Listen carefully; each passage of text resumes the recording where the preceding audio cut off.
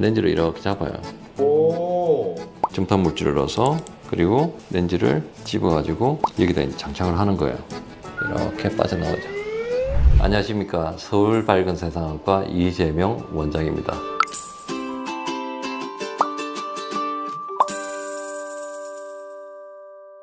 시력 교정하기 까다로운 눈들, 네. 어떤 눈들인지 좀 궁금하거든요. 가장 손쉽게 이해가 되는 것들은 다른 병원에서 수술 안 된다 그러던데요 라고 하는 그런 눈들, 특히 난시 많은 환자들 굉장히 많이 오는 것 같고, 특히 많이 나쁜 눈들, 다른 병원에 갔는데 각막 지형도가 안 좋아가지고 수술하기 힘들다 그러는데요 이러면서 우리 병원 오는 환자들 굉장히 많아요.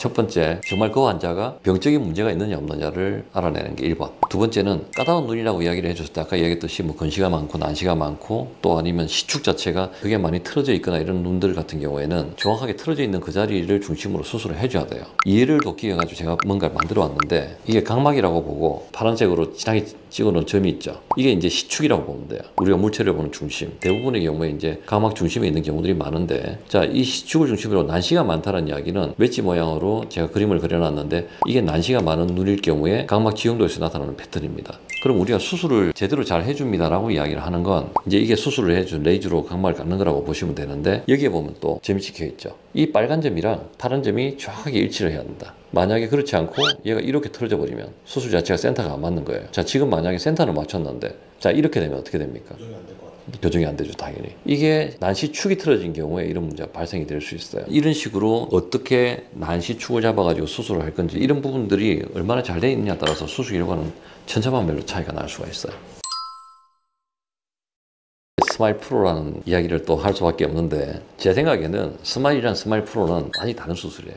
스마일 프로는 센터를 내비게이션 할 수 있는 시스템이 있어요. 근데 보통 스마일은 이렇게 교정을 해주는데 30초 걸려요. 그러면 30초로 환자가 못 견디고 움직이면 내가 처음에 아무리 세팅을 잘 해놓았다 하더라 그래도 변수가 생기죠. 근데 스마일 프로 같은 경우에는 이게 10초밖에 안 걸려. 그렇기 때문에 이런 변수를 최소화할 수가 있는 수술이에요. 또 한계가 있단 말이에요. 스마일은 언제 어디까지 수술합니까? 라고 이야기를 했을 때 마이너스 8 정도가 안전하게 수술할 수 있는 범위입니다 라고 이야기를 해요. 가령 뭐 난시가 3이 있으면 뭐 근시는 5 정도, 그래서 합도수가 한 8 정도까지가 스마일을 우리가 편하게 할 수 있는 눈이라고 이야기를 하는데, 난시가 2고 근시가 8이고 그럼 무리하게 스마일을 합니까? 아니에요. 왜냐 그러면 눈이라는 것 자체가 구조적인 안정성을 가지고 있어야 되는데, 너무 많이 깎아버리면 구조적인 안정성이 무너져 버린단 말이에요. 장기적으로 봤을 때 부작용이 생길 수 있는 가능성은 몰당히 올라갈 수밖에 없어요. 그런 경우에는 눈에 렌즈를 넣는 수술이 안전하다. V토릭을 가지고 렌즈 삽입술을 한다. V토릭이 왜 좋으냐, 렌즈가 크게 들어가는 부분들은 장기적으로 봤을 때 녹내장이나 내피 감소 같은 그런 문제를 유발시킬 수 있는 가능성이 월등하게 높아진다라고 이해를 합니다. 렌즈 자체가 지나치게 크게 들어가가지고 렌즈가 앞으로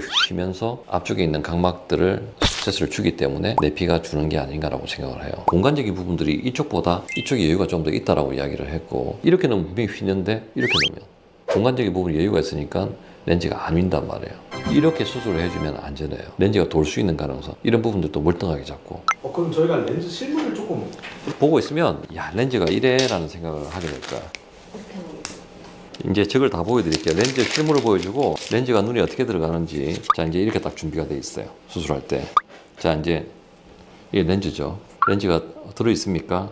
없는 것 같은데. 없는 것 같죠. 이제 우리가 수술할 땐 렌즈를 이렇게 빼가지고 여기다 이렇게 걸쳐놔요. 렌즈를 이렇게 잡아요. 오. 그래서 이제 우리가 수술을 할 땐 눈 안에 렌즈를 슈팅을 해야 되기 때문에 렌즈를 넣기 위한 카트리지가 있어요. 그걸 렌즈를 눈에 넣기 위해 가지고 점탄 물질을 넣어서 준비를 하죠. 그리고 렌즈를 집어가지고 여기다 이제 장착을 하는 거예요. 힘민기 없이 맨눈으로 하려고 그러니까 쉽지가 않다. 자, 이제 이렇게 렌즈가 준비가 된 상태에서 이렇게 렌즈가 지금 볼록하게 솟아올라 있는 게 보여요. 원래는 이게 다 모든 게 현미경에서 이루어져야 돼요. 렌즈를 이렇게 잡아가지고 이 안에 이제 렌즈가 당겨져 나와 있는 거예요. 이제 렌즈를 슈팅을 하기 위해 가지고 렌즈를 푸시를 하기 위해 가지고 준비가 다 되는 거죠. 이제 이러면 렌즈를 슈팅을 하기 위한 모든 준비가 다 된 거예요. 렌즈가 이렇게 빠져나오죠. 끝. 그러니까 말랑말랑한 재질이라서 잘 휘어지고. 그렇죠.